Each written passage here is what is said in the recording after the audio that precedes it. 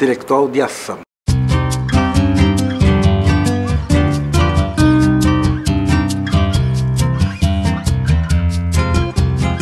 Que o Rui escreveu durante 60 anos, todo dia, 8 horas por dia.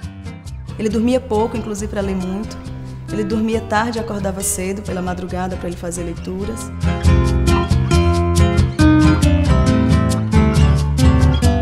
Rui apreciava os livros com 5 sentidos. Conhecia a cor, o cheiro, textura. Essa ideia do homem de conhecimento enciclopédico, o homem que sabia tudo, né? Que faz parte da lenda dele.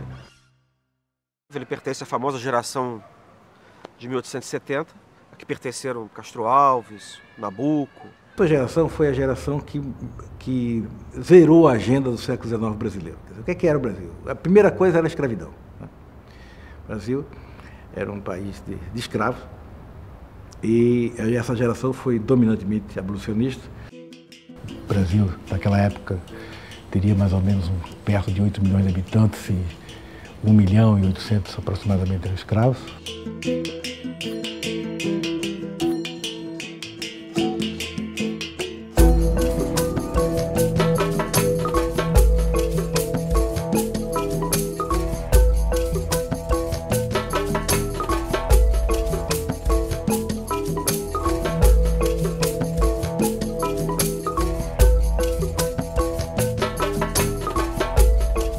Estamos aqui no local em que o tráfico de escravos aqui era um porto de chegada, inclusive aqui pelo mar.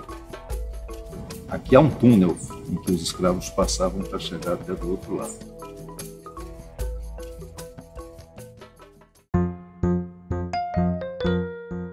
Rui nasceu em 1849, 5 de novembro. Esta casa é a casa da infância de Rui Barbosa.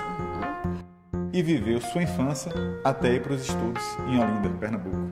Então ele nasceu, foi criado aqui, ela fica hoje na rua chamada Rua Rui Barbosa, próximo ao Centro Histórico de Salvador. O pai era uma figura meio austera, mas era um homem culto, preparado. E, como eu disse, um médico frustrado. Ele queria ser advogado, mas as condições de família não facilitaram, porque só havia 2 faculdades no Brasil. Era de Olinda e a de São Paulo. Salvador tinha a faculdade de medicina. Não era o que ele gostava de política, ele gostava era um homem erudito e ensinou Rui a estudar, a aprender. E Rui era fascinado pelo pai, encantado. Ele certamente foi muito precoce, né? E, sobretudo, e parece que muito estimulado pelo pai, né? Em questões de oratória. Preparava para ele ser um orador. Botava um caixote, mandava subir e ensinava como declamar. Foi treinado para ser o que ele não foi, né? Um orador, um político de sucesso, uma pessoa que tivesse uma expressão nacional.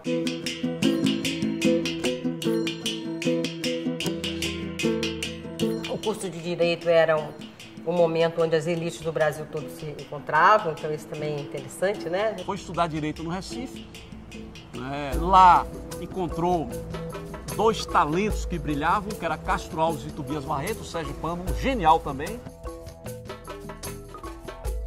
Castro Alves, que tinha sido colega dele na escola baiana, precisou de um apoio emocional em razão do término dele, do relacionamento dele com a Eugênia Câmara. Ele apoiou o Castro Alves, trouxe-o inclusive para essa casa, para, acho que se restabelecer, né, daquela paixão pela atriz Eugênia Câmara, né, que talvez tenha sido o grande amor do Castro Alves. Ele teve um entrevero com o professor e aí obteve a nota baixa, ficou muito desgostoso e o pai pediu para ele se transferir para São Paulo. Em São Paulo ele surgiu muito diferente, ele se tornou um político atuante, quer dizer, um estudante mais atuante. O grupo de São Paulo é um grupo mais ativo, porque tinha o Joaquim Nabuco.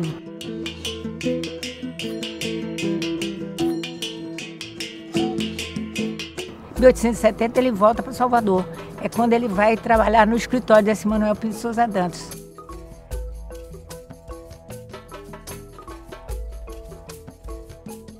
O pai do Rui Barbosa, o João, ele era vinculado ao clã dos Dantas, que era enfim, uma família eminente da oligarquia baiana daquele tempo. Ele era ligado ao Partido Liberal e era vinculado a essa família.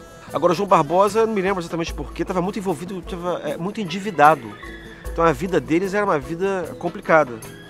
Então, de alguma maneira, eles eram clientes dos Dantas. Na época, o jornal era uma plataforma, né?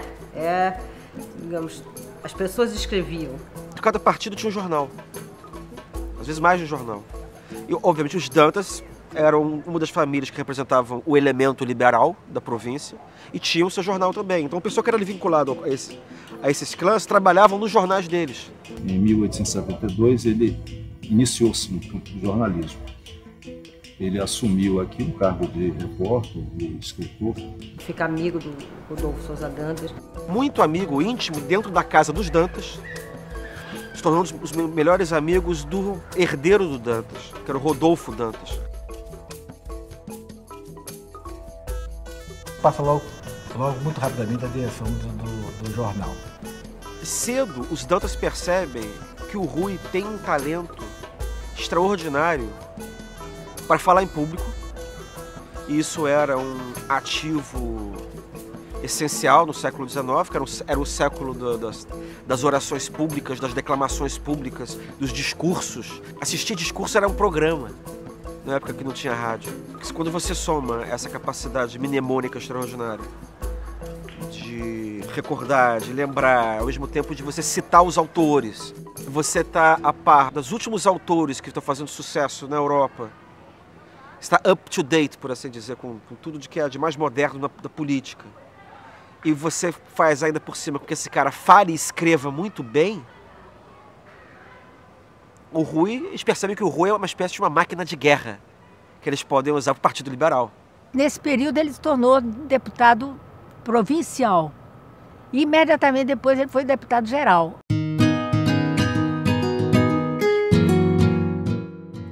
Eles se conheceram aqui em Salvador. Era o ano de 1876. E ele se apaixonou perdidamente por ela, só que ele tinha que ir para a corte, tinha que voltar para o Rio.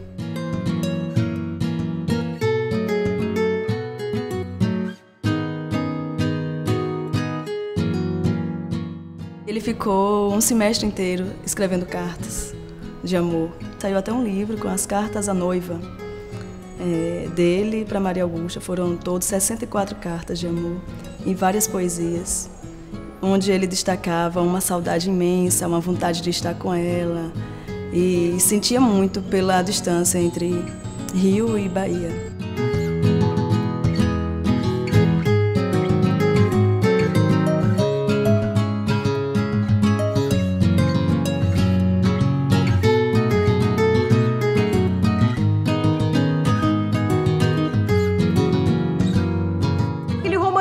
Época, é uma coisa, ele não é um namorado original, digamos assim, né? As cartas são um pouco dentro daquela retórica amorosa do momento, assim. A Maria Augusta também era uma pessoa mais tímida. Eles residem um tempo aqui ainda na Bahia, logo no início, né, do casamento, e ela logo tem o primeiro filho, assim, passado um ano e pouco do casamento, ela já tem o primeiro filho.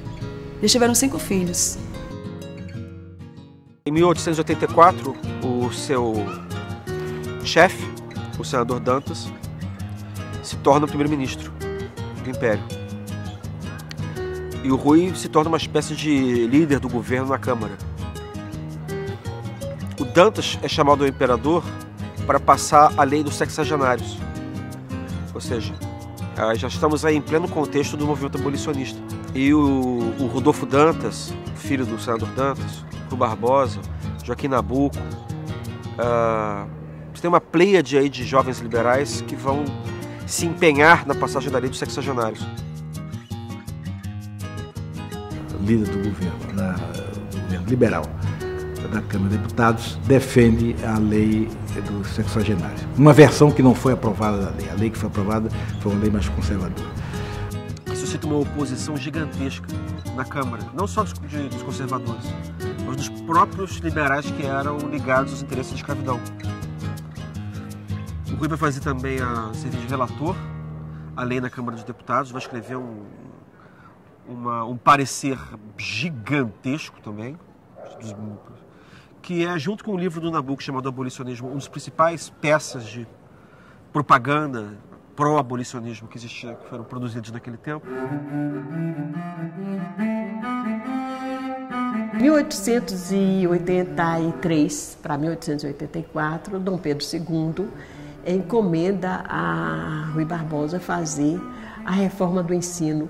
O Barbosa tinha uma relação muito próxima com Dom Pedro II, que é uma pessoa que também tinha uma paixão muito forte pela educação. Apesar de que essa proximidade com Dom Pedro II tinha alguns determinados limites, até pelo envolvimento que Rui Barbosa tinha com a questão do federalismo e o envolvimento que ele teve com a formação da Primeira República. Ele começa a fazer uma coisa que ele adora, que era a reforma do ensino, que ele introduz a cadeira de desenho, a cadeira dos trabalhos manuais, portanto, a ginástica. A educação física não combinava muito, digamos assim, com o físico. Ele visualizou, né, uma mudança radical. Sobretudo, a ênfase grande na educação como um elemento decisivo para que construir um país democrático. Quando a lei Áurea passa, né, ele aí esgotou aquele tópico, esgotou o tema da abolição. Ele está empenhado em modernizar a sociedade, a política brasileira, aí ele muda de assunto. A nova campanha dele agora vai ser uma campanha pela federalização das províncias. Ele formou um império que era de unitário em federativo.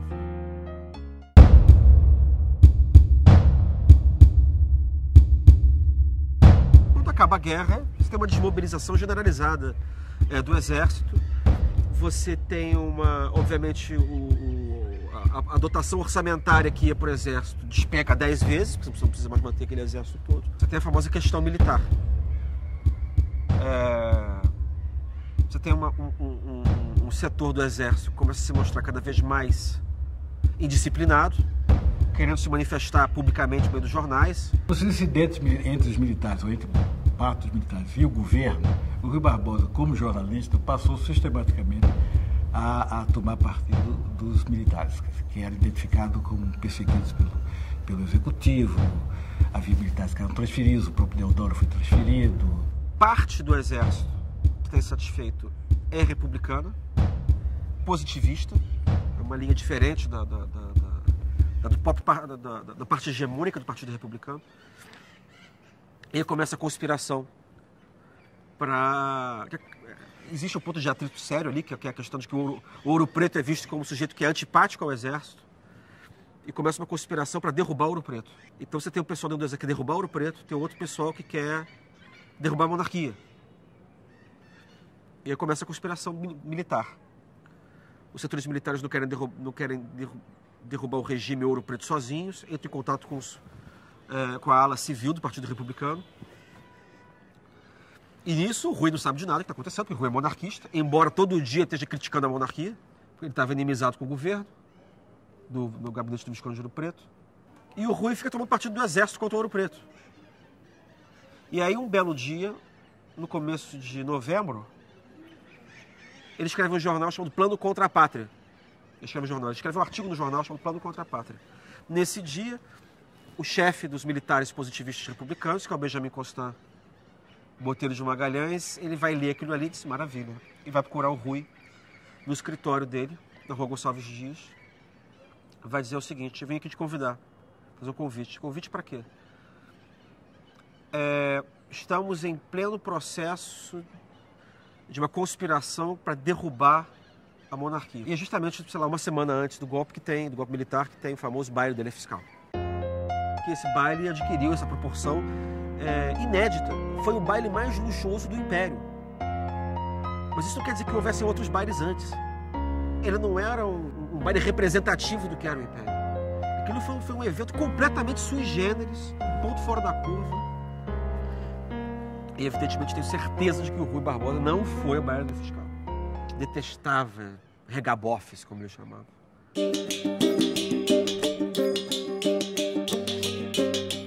É justamente o Rui Barbosa que vai ser escolhido para rever o anteprojeto de Constituição elaborado pelo governo provisório que vai ser enviado à Assembleia Constituinte. E ele fez adaptações consideráveis do projeto, muitos dos quais vão acabar vingando na Constituinte. Talvez os pontos mais importantes dessa colaboração do Rui tenham sido, primeiro, na formatação do Poder Judiciário. O Rui introduziu explicitamente o mecanismo de jurisdição constitucional no Brasil. Isso que nós vemos hoje, por exemplo, que é essa participação ativa do Supremo Tribunal Federal da Justiça, de uma maneira geral, no processo político, na medida em que cabe ao Supremo Tribunal Federal e ao Judiciário em geral julgar a constitucionalidade ou inconstitucionalidade das leis que são elaboradas pelo Poder Legislativo com a anuência do Poder Executivo, a responsabilidade é de Rui Barbosa. E a introdução da instituição do habeas corpus. São duas instituições que se mantiveram até hoje. No início da República, no final do século XIX, o habeas corpus valia como um instrumento de defesa contra todo e qualquer ato de autoridade, porque não havia essa limitação expressa do direito de ir e vir como temos atualmente. E Rui se valeu muito disso na defesa dos presos políticos, na defesa da liberdade, então contra atos arbitrários. Ele sistematicamente perdeu todos os habeas corpus políticos que ele apresentou. Mas a instituição durou.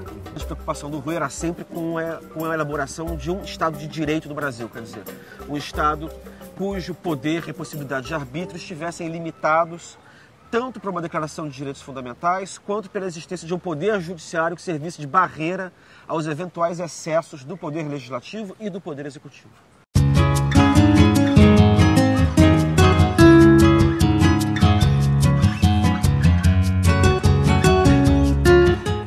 A casa virou um personagem da República. A casa do Rui Barbosa também é uma casa de peregrinação política. Ele veio para casa depois da República já. Ele veio para essa casa em 93, pouco antes da revolta armada. Ele mesmo se interessava pela compra das mobílias, pela decoração, era uma coisa na qual ele prestava atenção. O Rui era um jardineiro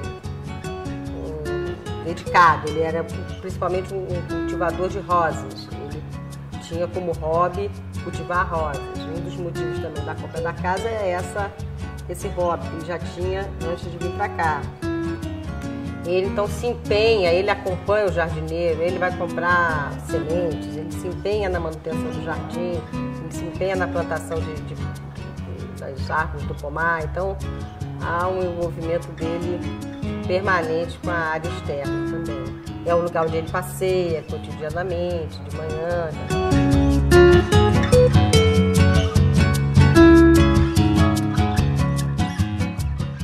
Ele se exilou tendo comprado a casa, mas ainda não morando na casa. Deodoro da Fonseca tenta dar um golpe de Estado. Ele tenta fechar o Congresso, cuja maioria era contrária a ele. O Congresso Nacional e as oligarquias depostas no Poder Legislativo conseguem reagir. A Marinha toma partido do Congresso e o resultado é que o Deodoro da Fonseca renuncia.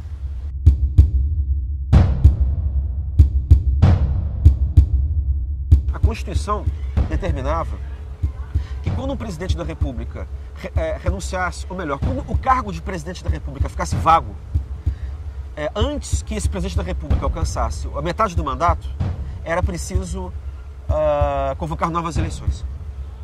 Tá? A Constituição determinava isso. Só que o Floriano Peixoto, ajudado pelo Partido Republicano de São Paulo, vai fazer uma interpretação capciosíssima da Constituição, uma verdadeira chicana, para dizer que não, que essa regra não vale no primeiro mandato do presidente Deodoro e que cabe ao Floriano, como vice-presidente da República, completar o mandato do Deodoro. E ele vai ficar o resto do tempo, são 3 anos.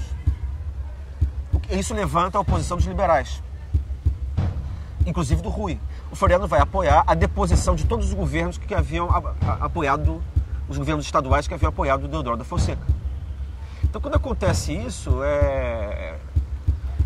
você tem a chamada derrubada dos governadores. tudo isso é absolutamente ilegal, inconstitucional. Mas, evidentemente, o pessoal que estava, enfim, querendo a estabilização da República e a repressão, a ferro e fogo das oposições, não estava preocupado com a Constituição.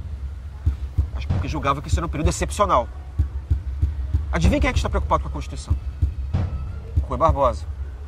Né? Ele vai acusar o golpe, quer dizer, a deposição dos governadores. Nesse meio tempo, havia sido fundado um jornal monarquista por parte dos antigos monarquistas liberais, Joaquim Nabuco, e principalmente sobre a liderança do Rodolfo Dantas. Ele funda um jornal monarquista. Com a repressão aos jornais, enfim, aos jornais monarquistas, que começa com a República, e o desrespeito à liberdade de expressão, o funcionamento desse jornal se torna insustentável. E o nome desse jornal era o Jornal do Brasil.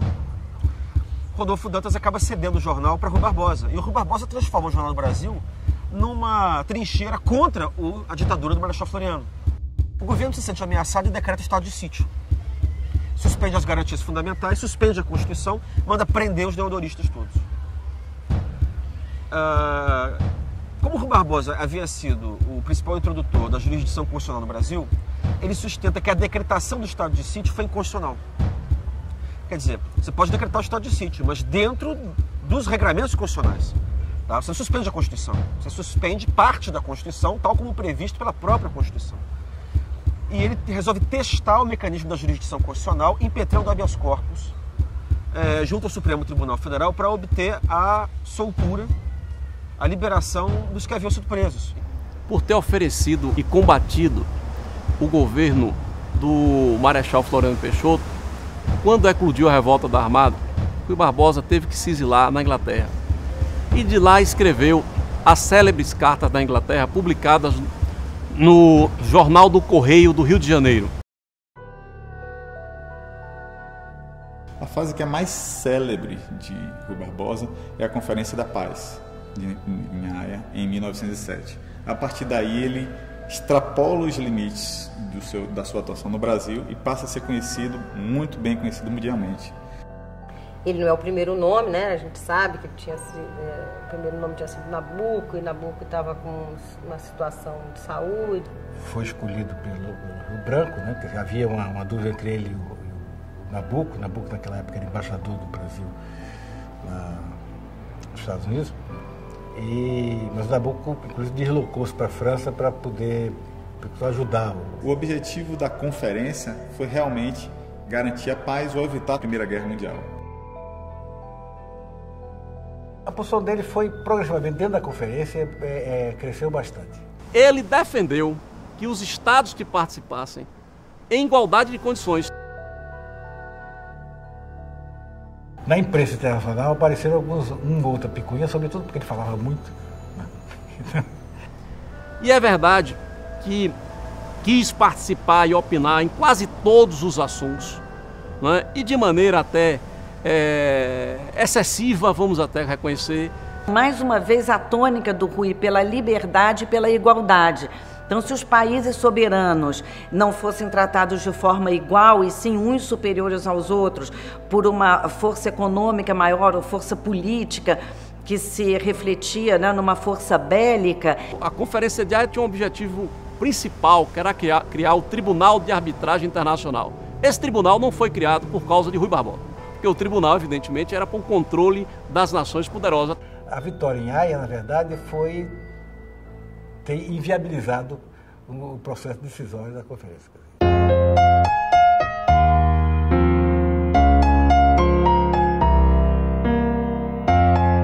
Um apego muito grande para os livros, não gostava muito de emprestar, tinha umas peculiaridades dessa. Quando ele percebia que o cara queria, ele emprestava o livro, mas mandava imediatamente buscar um outro para substituir. Encomendava de maneira contínua, né? Então, todas as vezes que a cidade pegava, as encomendas deviam ter chegado. Ele mantinha um contato frequente com os principais livreiros da Europa, da França, da Inglaterra.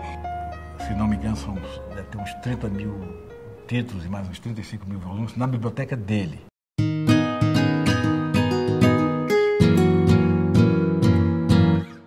A sucessão da Afonso Pena é uma das sucessões mais acidentadas da história do Brasil.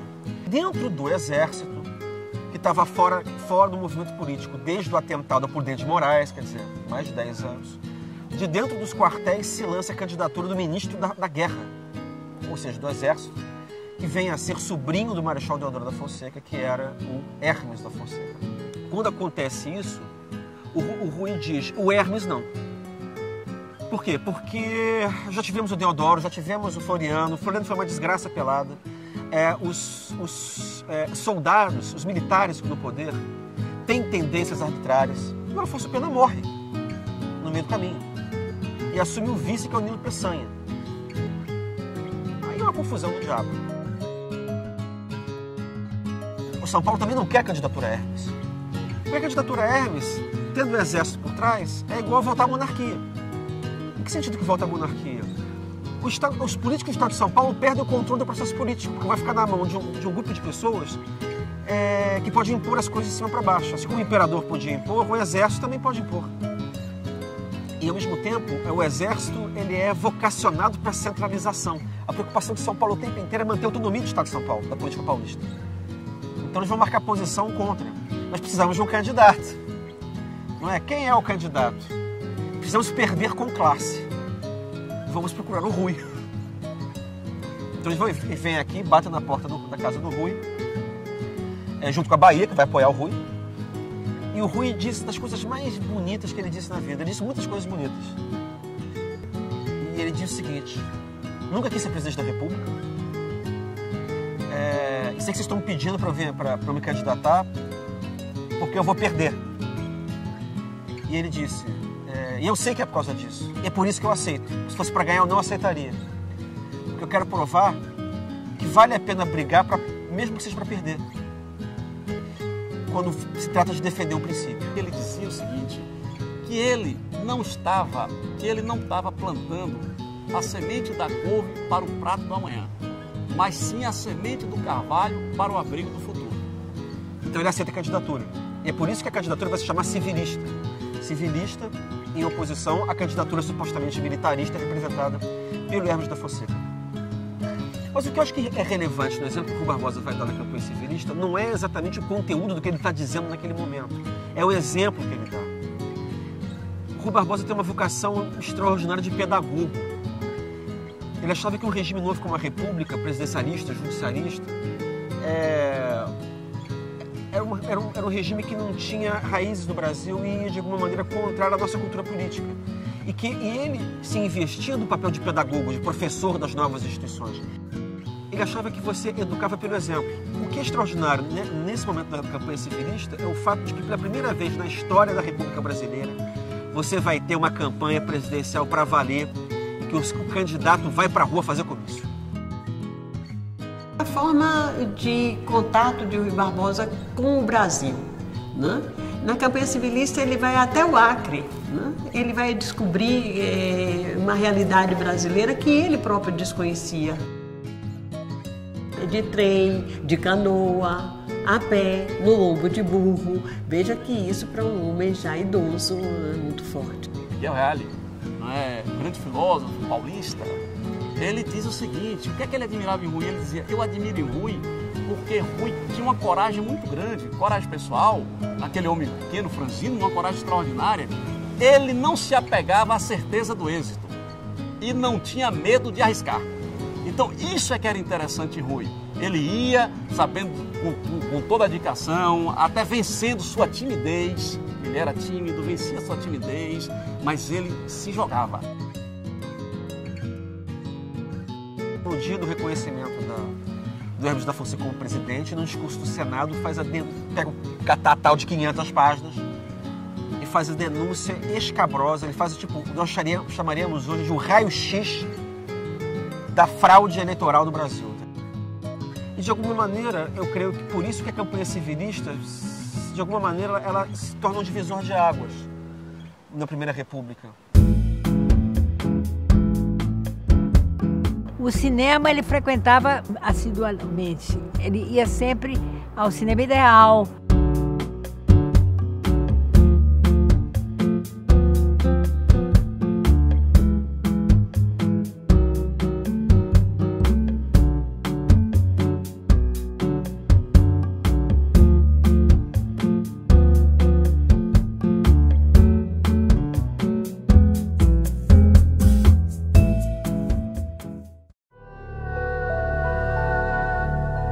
falecer em 1º de março, sendo vítima, inclusive, de doença, que à época era algo recorrente.